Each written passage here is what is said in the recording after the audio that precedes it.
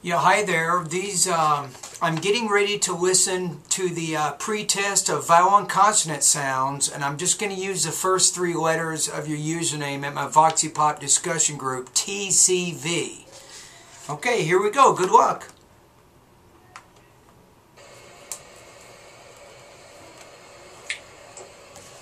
Hi Michael, this is Ronald Cole, and I'm going to do the pre-test for vowel and consonant sounds. Okay, so remember what we're trying to do here. As you go through these particular lessons, I'm going to try to figure out which areas you're having more trouble with, which specific vowel and consonant sounds you're having trouble with, right? So then I'm going to make some recommendations near the end of the video to kind of get you going in the right track. Pot, boat, wrong, roll, honor, over, father, though, pat, pot, map, mob, tack, talk, and, on, mac, mock, bright, brown, broil, live, loud, loyal, pie, pound, gate, get, late, let, mate, met, blade, bled, dane, den, meet, mit, peed, pit, lead, lip, seed, sit, heat, hit, look, luke, luck, took, tool, tough, could, cool, match, mash, cheap, sheep, feature, feature, shaft, shaft, chair, share, off, of, half, half, fine, vine, fan, van, wafer, waver, how, habit, who, rehash, behavior, hate, Batman, beaten, important, brightening, hat track, threatened, major, measure, fragile, frazier, legend, lesion, engine, azure, large, azure, cake, keg, sink, sack, came, game, cap, gap, lake, leg, lean, rare, better, luggage, rubbed, butter, right, light, committed, pace, base, flap, flap, cap, cap, lap, lap, pay, bay, lies, lies, zip, zip, sue, zoo, maze, maze, Eliza, Eliza, multiple, Robert, example, pressure, principle, number, people, philosopher, volcanism, written, maximum, question, summer, reason, chasm, often, tip, deep, cart, cart, tight, tide, train, drain, fat, fat, team, dream, thigh, thigh, breathe, breath, breathe, teeth, teeth, through, though, worth, worthy. Now I'm going to answer three of your questions in the assignment. First, my educational background is I graduated in a college in Taiwan, and I earned my degree in veterinary medicine. And I graduated in 2006, and after that I worked in Taiwan for 3 years in a private practice. practice. For the second question, the reason why speaking and pronunciation abilities of American English is important to me is that I am now doing my graduate study in the United States, and I plan to take the veterinary board exams so that I can get my license and I can practice here in animal clinics here. So I will hope that I can improve my speaking and pronunciation abilities so that I can communicate with colleagues and owners. And for the last question,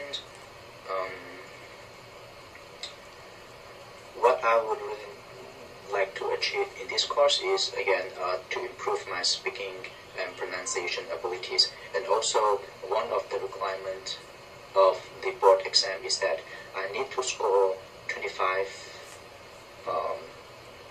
score from each sections.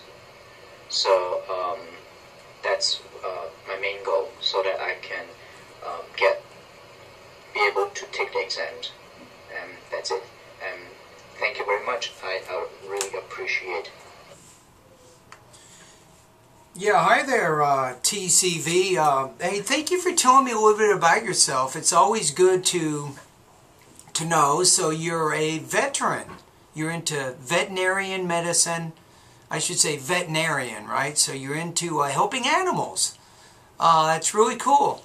I'll tell you a quick story. I used to have 2 Siberian Huskies, and both of the Huskies, unfortunately, when one was 12 and a half years old, the other was 14 and a half, both of them died from the same problem. It's called bloat. Their stomachs got turned around inside their body, and shoot, within about 30 minutes they were dead. So it's a very quick and very painful process, unfortunately.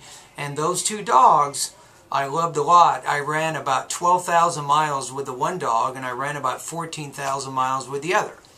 All right, anyway, let's move on. Okay, I got good news for you with this pretest. In terms of your overall speaking, intelligibility, and fluency of American English, dude, you got some pretty good speaking skills right now.